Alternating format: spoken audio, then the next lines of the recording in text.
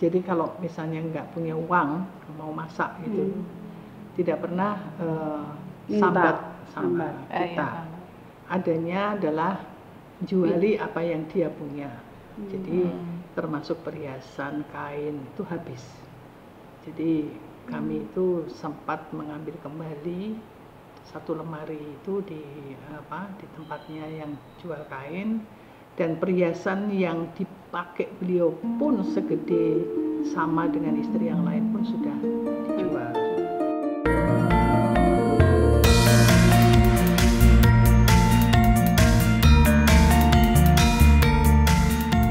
Salam Rahayu, kembali lagi di podcast Rembuk Roso Putri Kedaton.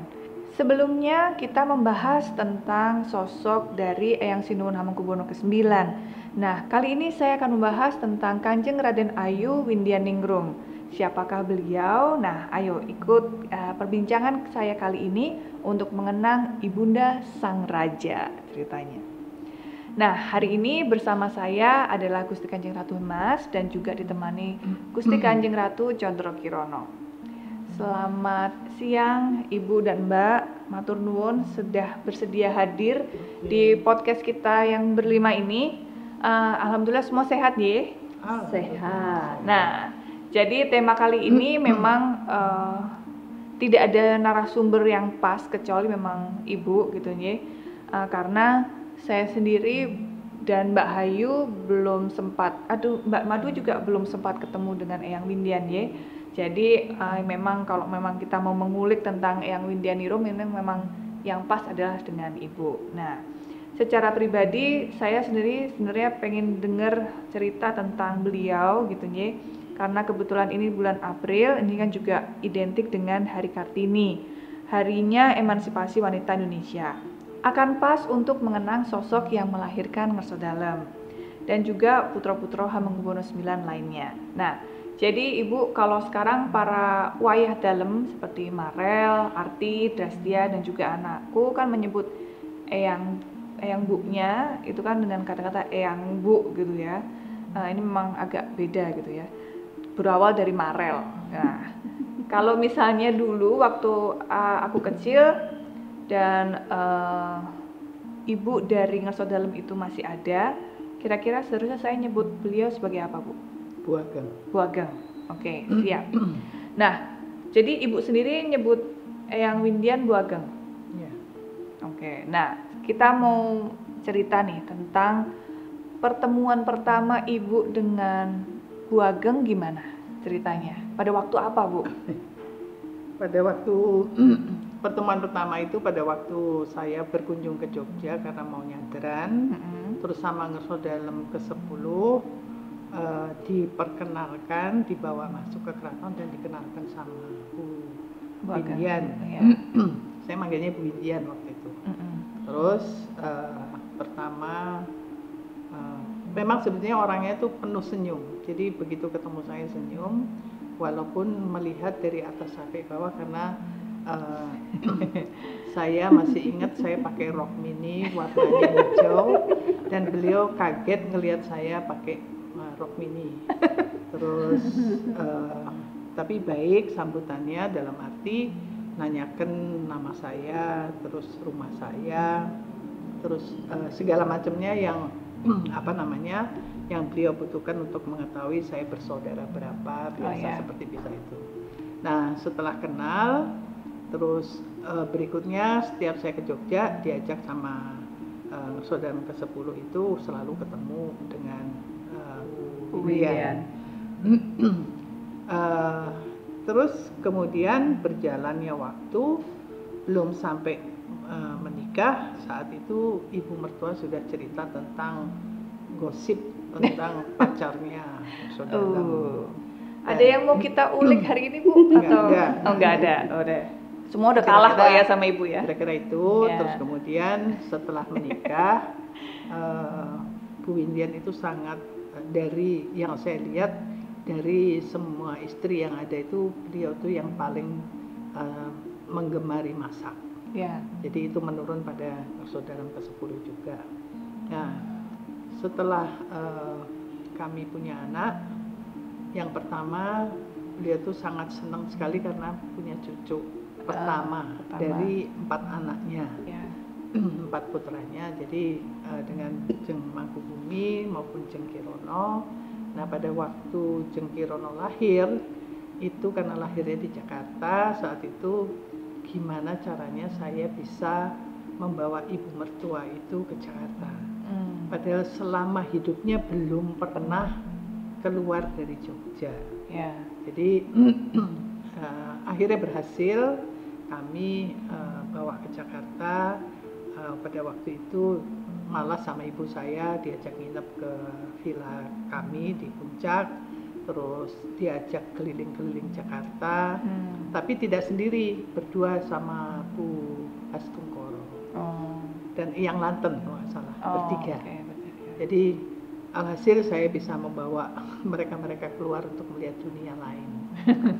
Bukan dunia lain yang sebenarnya, tapi punya pengalaman bisa melihat Jakarta. Dan baru hari terakhir mau kondur, beliau baru boleh mampir di rumahnya Ngerso Dalem ke-9 di Jalan Mendut, yang pada waktu itu ditinggali oleh Ngerso Dalem dan istrinya yang keempat, Bu Cipto Murti. Itu sudah hari terakhir mau kondur Jogja, baru diperbolehkan untuk singgah di rumah. Jadi kesan saya terhadap Ibu Windian, pertama orangnya sangat humble, yang kedua sangat sederhana dibandingkan dengan istri yang lain. Apa yang dia punya dia pakai, apa yang dia punya kadang-kadang diberikan ke orang.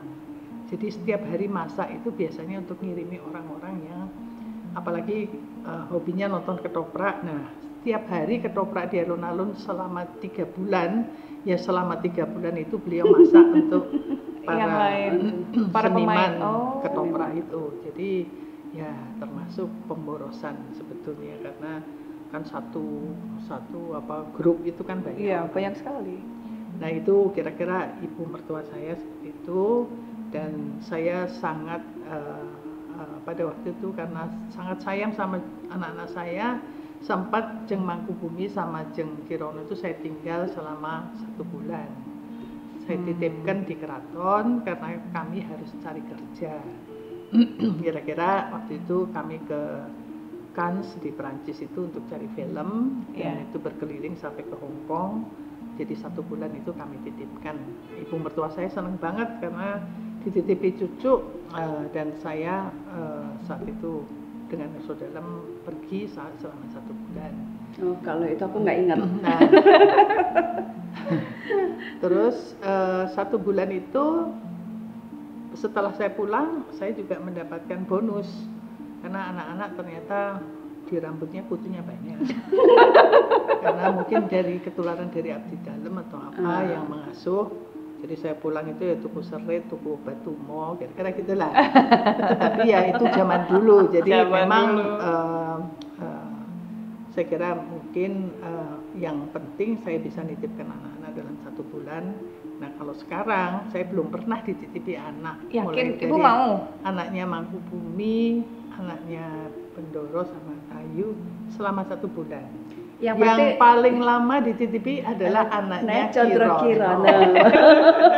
Karena 1 dia cucu pertama, jadi saya sangat rela dititipi selama 7 tahun. Karena memang saya minta saat itu Kirono sekolah sampai selesai, anak ini menjadi anak saya yang ke-6. Nah, kelihatan kan betapa jealousnya aku sama Marel kan? Mandir, kalau Jeng Kirono libur saya antar ke Brisbane, kalau nanti sudah libur habis saya bawa pulang lagi. Jadi sebetulnya saya dengan cucu itu sangat sayang dan perhatian. Dan ibu mertua pun juga Bu Windian itu terhadap Jeng Kirono maupun Jeng Mangkubumi itu kadang-kadang malah suka susah untuk saya bawa pulang kembali. Kadang-kadang aku tak nyileh ya 3 dino, nanti 3 hari itu diajak main, diajari tata cara di keraton, basa Jawa, terus nah tekanan yang disampaikan oleh Ibu Windian terhadap saya adalah nek bisa anakmu kabeh kudu joget. Nari, beksa. Jadi joget itu Ya. beksa. Dan itu yang imajinasinya yang disampaikan pada waktu Jeng Kirono dan Jeng Mangku itu pakai pakaian Serikandi, Sama Jeng Mangku kijang. sama pakaian kijang itu Jeng Kirono. Dinaikkan Terus loncat-loncat, Mbak. Gerobak. gerobak tebu waktu Pawai. keliling apa? Madukismo itu pabrik. Ya kan ada upacara itu kalau di pabrik Madukismo, jadi keliling Apa komplek. tuh namanya? Kalau mau panen. Giling, kalau mau giling. mau giling. Oh, mau giling. Oh, Iya, iya. Jadi didandanin nama Bu Ageng. Kalau aku kan nyebutnya Bu Ageng. Bu Ageng, Mbak Mangku pakai Serikandi, nah aku Kijang. kijangnya. Jadi aku yang ditembak sama dipanah sama Mbak Mangku. Terus aku inget banget Orang aku di Panawi mencolot-mencolot. Kecentilan. terus yang aku inget gerobak sapinya itu ada bener-bener ada jeraminya ya Bu ya. Bener-bener ada jeraminya Bu. Gitu kan. Terus aku dinaikin situ. Ya udahlah namanya juga anak-anak kan. Aku cuman inget itu. Ada sih fotonya Ya. gitu. Satu Ya, itu kan kenangan supaya anak-anak itu punya apa ya, punya keinginan untuk belajar nari ya, sebetulnya. dari sesuatu yang fun dulu Ya, ya. kalau aku keliling pakai gerobak, kalian keliling pakai kereta kan? Heeh. Waktu manten. Ya. Oke. Bedanya kita itu. Kamu kereta, aku Ya. gerobak. Maksudnya kereta tebu. Oke, lanjut. Ya, jadi kan tadi kan ini disclaimer dulu ya. Jadi kan memang Eyang Windian itu hobinya masak, Ngersot Dalem ke-9 juga hobi masak, turun ke Ngersot Dalem hobi masak tersebut, lalu turun ke anak-anak dari Ngersot Dalem ke-10 kecuali kita berdua ya Mbak Kirono. Ini dua-duanya ini yang nggak bisa masak. Aku nggak bisa masak, tapi aku milih Tapi lebih bertiga. Jadi kenangan saya pada waktu itu karena Ngersot Dalem ke-10 itu ngeluh sama ibunya masakan yang ada di rumah yang waktu itu dimasak sama saya dan pembantu itu semua rasanya asin. Jadi maunya jangan bening bayam itu dicolek pakai gula pasir. Kalau nyambel dicolek pakai gula Jawa. Ya. Nah, kami kebiasaan di Jakarta nggak pernah ada gula. Lah. Jadi asin. Nah, terus mau diajari masak. Terus kalau datang ke Timoho ngajari saya masak, tapi ya masak membantu ibu mertua karena susah yang dimasak, yang selalu bumbunya macam-macam dan saya tidak bisa mengikuti itu. Terus akhirnya sesuk tak ajari meneh ya Jeng keremenannya suaminya. Nggih, tapi sampai beliau meninggal saya belum pernah bisa. Ya, jadi bisa disimpulkan kita anaknya ibu gitu aja ya. Lo memang anaknya ibu. Bukan, ya mungkin karena memang tidak ada anleh untuk belajar masak. Jadi, tapi ibu mertua kalau masak di antara ibu yang lain paling enak. Ya. Menurut Ya itu saya. nurun madu ya. Ya. Gitu. Ya kan ibu sukanya bersih-bersih, nata-nata. Nah kita kan sukanya juga gitu. Mbak udah pernah lihat kamarku belum? Oh enggak sih. Oh iya, aku yang turunan ibu ya. Bersih-bersih, nata-nata. Loh, anak paling kecil itu kan tidak duduk manis, sudah ada yang masak, kakaknya udah ada yang bersihin gitu kan. Anak paling kecil duduk manis. Oke deh. Yang lainnya mungkin untuk Bu Indian itu juga apa ya, karena putranya itu 3 laki-laki 1 perempuan, jadi saya kira juga sama cara mendidiknya terhadap putra-putra itu. Terhadap Ngersot Dalem sebetulnya memang agak berbeda. Jadi yang saya lihat pada saat itu memang sangat menyakitkan untuk saya karena kalau Ngersot Dalem ke-10 ngendika itu ibu mertua itu langsung duduk di bawah. Saya bilang jangan berdiri kalau ibu duduk. Oh enggak, saya memang harus berdiri. Oh itu tata caranya memang begitu. Jadi ibu duduk di bawah. Jadi itu yang saya orang Jakarta ya mungkin nggak bisa menerima saat itu. Tapi ya itu aturan dan saya harus menikmati itu. Dan yang berikutnya waktu saya hamil Madu Retno 5 bulan, saya baru kembali dari Jakarta. beliau mengatakan kok nek iki wedok meneh aja mandek. Nek iso terus duwe anak. Oh nggih Bu. Jadi Madu Retno di kandungan, ibu mertua saya meninggal. Dan pada saat meninggal itu saya nunggoni jam 5 pagi, dan saat itu mungkin kayak reinkarnasi ke Dewi, ke Madu Retno. Persis cara makan, kemudian cara Hobi masaknya. hobi masak dan cara minum, dan mungkin termasuk badannya juga sama. Pawaannya gitu. Jadi pawaannya besar dan senangannya makan. Dan kalau sudah dahar ayam itu biasanya di tempat tidur, kakinya di atas, ayam satu di samping tempat tidur, terus es cincau 1 gelas gede gitu loh. Nah itu juga sama dengan Dewi, dengan Madu Retno. Cara makannya Sama ini ya, ngeletus apa? es batu. Nah, ibu mertua tuh senangannya gigit es batu. Ya. Itu sama dengan Madu Retno. Jadi ya saya merasa tidak lama ditungguin ibu mertua. Jadi mulai nikah sampai mungkin cuma 5 tahun ya. 5 tahun saya ditungguin ibu mertua. Jadi sebetulnya sangat singkat saya bisa menceritakan lebih banyak tentang Bu Windian, tapi juga saya sudah cukup dekat dengan ibu mertua selama 5 tahun. Jadi untungnya kami bisa membahagiakan walaupun sedikit, tapi kami bisa, saya dengan saudara itu sering sekali pergi jalan-jalan ke Tawangmangu, ke Kopeng, ke mana, Salatiga. Itu karena kami berdua ini hobi jalan. Jadi saya selalu bawa ibu mertua, dan ibu mertua juga bilang, aku kira tahun yang dinti ya kayak iki aku saiki sering dolan, Ya. kira-kira gitu. Ya alhamdulillah, walaupun gak lama saya tahu ibu saya hobi masak, dan bapak saya adalah setelah pensiun beternak ayam. Jadi saya kalau dari Jakarta biasanya bawa 2 kerat telur ayam untuk ibu Tapi nggak pecah kan sampai Jogja, Bu? Nggak pecah. Oke. Jadi selalu seneng banget gitu loh kalau saya bawa. Dan yang jelas itu pribadinya ibu mertua itu tidak pernah, bukan karena mertua saya ya, tapi pribadinya itu halus dan tidak pernah ngomongin orang. Nggak pernah menceritakan istri yang lain begini enggak. Tidak pernah.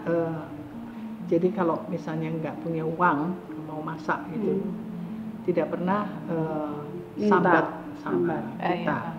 Adanya adalah juali apa yang dia punya. Jadi termasuk perhiasan, kain itu habis. Jadi kami itu sempat mengambil kembali 1 lemari itu di tempatnya yang jual kain, dan perhiasan yang dipakai beliau pun segede sama dengan istri yang lain pun sudah dijual. Jadi nggak mau nyusahin orang. Jadi nggak mau nyusahin orang. Kira-kira sangat sederhana, tapi seneng masak, butuh dana atau butuh anggaran yang cukup, tapi tidak berani bicara sama kita. Ya jadi kehidupannya memang sangat sederhana sekali. Jadi kalau lihat pas muncul berempat, yang paling nggak punya itu ibu mertua saya. Dia tidak membutuhkan perhiasan karena dia membutuhkan masak ya. Wah yang dipandang orang, tapi dia bisa menyenangkan orang. Itu pribadinya dia. Gitu. Ya kui, udah cukup. Dan belum, masih panjang lagi ceritanya, masih 3 jam lagi Bu kita ngobrol. Ya udah, kamu aja ngomong sendiri. Ini semuanya sebenarnya sudah tercover semua, karena saya juga dengan Bu Windian tidak lama, cuma 5 tahun. Ya. Dan saya sudah selama 5 tahun itu sudah punya anak 2, kalau nggak salah Jeng Mangku umur 3 tahun, enggak deh, 6 sampai 5 tahun langsung ya. 5 tahun, pokoknya Jeng Kirono itu sudah 3 tahun, 6 tahun. Iya. Sudah masuk TK, karena Jeng Mangku tuh masuk TK di masuk di sini. Enggak, di Timoho itu di sekolah Bayangkari, ada di situ ada Brimob itu loh, sekolah Brimob. Nah itu sekolah Mbak saya Mangku sekolahin Mbak Mangku di situ TK dekat di rumah. situ. Itu udah 6 tahun, berarti 6 tahun, Jeng Kirono 3 tahun. Kalau Eyang Windian sendiri kan juga dari backgroundnya memang penari nih Bu dulunya ya. Kalau istri-istri semua adalah bedoyo. Bedoyo itu oke. penari. Penari. Jadi beliau yang apa cerita bahwa di Pundut Ngesodam ke-9 itu karena pada waktu itu nari, sedang menari, biasanya terus dipilih. Gitu. Nah, kalau dari segi rumahnya, dari segi Pondokannya. dalamnya ya, itu kan memang lokasi Eyang Windian itu ada persis di belakang Gedung Jeni ya Bu. Ya. Jadi Ada padepan nama Gedung Jening. iya, Jadi gini, Gedung Jeni itu kalau di depan, Gedung Kuning itu di depan kan kelihatan yang di depan itu. Tapi Ngesodam ke-9 itu biasanya lenggah dan duduk itu di Gedung Jeni belakang. iya. Belakang itu ada taman, di depan taman itu adalah pondokannya yang Windian. Jadi istri keduanya itu persis di depannya itu dan selalu ngadep. Iya. Kalau yang lainnya istri pertamanya diiring kiri, istri pertama, istri ketiga. Kalau yang keempat itu di Keraton Kulon malah sebetulnya Iya. tinggal. Oh, oke. Termasuk yang kelima Bu Nurma itu juga di Keraton Kulon. Jadi pondokannya Windian itu persis di Yang belakang terdekat ya. Gedung Jene dan berhadapan dengan kalau Ngesodam ke-9 enggak. Iya, mungkin karena dapurnya selalu ngebul jadi baunya selalu enak kali di situ. Dan untungnya aku punya foto yang aku digendong sama Eyang Putri. Eyang Putri itu adalah ibunya ibu. Jadi Eyang Pono, Kakung, Eyang Pono Putri, terus Eyang Windian sebelah bertiga. Terus ada satu lagi foto itu yang kayaknya aku nggak ngerti baru kemana. Aku mungkin seumur Radityo sekarang 2-3 tahunan. ya 2-3 tahunan aku digandeng bapak mungkin baru jalan-jalan. Ada Eyang Putri, Pono, Bu Ageng, Ibu sama Bukus kalau nggak salah. Dan di situ terlihat sekali Eyang Windian dengan kainnya dan kebaya, Eyang Putri dengan roknya. Maksudnya ibuku. Iya, Eyang Putri Pono dengan roknya. Jadi perbedaan Jogja dan Jakarta. Mungkin kita perlu cari rok hijaunya ibu itu loh Mbak. Ada sobek kali. Untuk jadi kenangan. Oh wes dilabu. Dilabu sama ibu mertua. Ya mungkin bedanya dengan mertua zaman sekarang gitu ya, mungkin kayak tadi kan ibu sempat cerita juga bagaimana kedekatan dengan menantu-menantu yang sekarang dan lain sebagainya. Nah, Oh ya, saya kira anak-anak juga lupa bahwa sebetulnya ulang tahunnya Bu Ageng itu tanggal 21 April. Pas hari Kartini. 21 April. Jadi Iya. belum pernah tahu kan? Belum. Jadi Ya, pas tanggal 21 April. pas banget ini. Ya, jadi sebetulnya jangan membedakan, tetapi justru istri pada saat itu adalah masih menjadi satu panutan yang ada secara tradisi maupun juga yang ada sebagai bukan hanya panutan tapi kepatuhan sebagai istri raja. Nah kalau yang sekarang istri raja sekarang jalan-jalan, bukannya nggak patuh, Ya, ini tapi curhat dunianya sendiri. sudah beda. Ya, tuntutannya juga sudah Jadi beda. tuntutannya masyarakatnya juga menuntut supaya saya juga punya banyak aktivitas untuk melindungi masyarakat atau berbuat sesuatu untuk kepentingan masyarakat. Kira-kira Ya. gitu. Jadi tidak ada perbedaan yang signifikan perlu dianu karena zamannya berbeda. Ya. Ya, jadi baru tadi pagi saya dapat WA dari menantu saya, terima kasih ya Mam, saya udah dibeliin sambal kering kentang. Nah itu suaminya Hayu. Nah, jadi ora doyan mangan, jadi tadi tak suruh beli sambal kering kentang. Nah ini anak-anaknya ini yang nggak pernah perhatiin suami-suaminya, jadi waduh. Kadang-kadang kalau saya nggak di rumah itu begitu saya masuk rumah wadul semua. Bu, pokoknya kalau ibu nggak lagi ada di Jakarta, nggak di rumah, setiap hari lauknya cuma telur ceplok. Tempe. Jadi nggak ada inovasi dari anak-anak saya. Nah, itulah Ya. kira-kira bedanya ibu zaman dulu sama ibu zaman sekarang. Ya. Nek iso dirantang ya kira dirantang. Iya.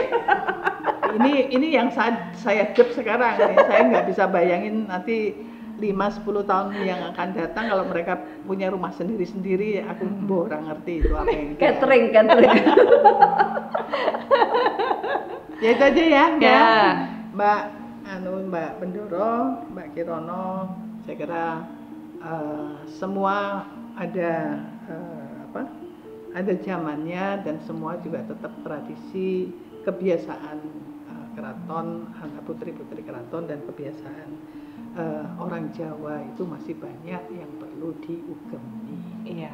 Ya, diugemi itu berarti kan masih nguri-nguri kebudayaan, dan saya juga berharap semua bisa menjadi contoh di dalam kehidupan kita sehari-hari. Aten, matur nuwun. Siap, terima kasih Bu. Nah, Oke. ini meski saya tidak memiliki ingatan langsung tentang Eyang Windian, namun banyak cerita dari Ibu dan juga terkadang Saudara juga sempat bercerita juga. Jadi ini saya punya gambaran tentang perempuan yang berada di balik sosok yang seperti Eyang Sinuwun ke-9 dan juga Angsa Dalam ke-10 saat ini. Nah, semoga obrolan dalam podcast Rembug Roso Putri Kedaton kali ini dapat memberi gambaran tentang figur berjasa yang mungkin orang tidak pernah membahas gitu ya di publik selama ini. Semoga obrolan kita tadi dapat menginspirasi bagi semua yang mendengarkan podcast Rembug Roso Putri Kedaton. Sampai jumpa lagi untuk menyambung rasa dalam Rembug Roso berikutnya. Pareng.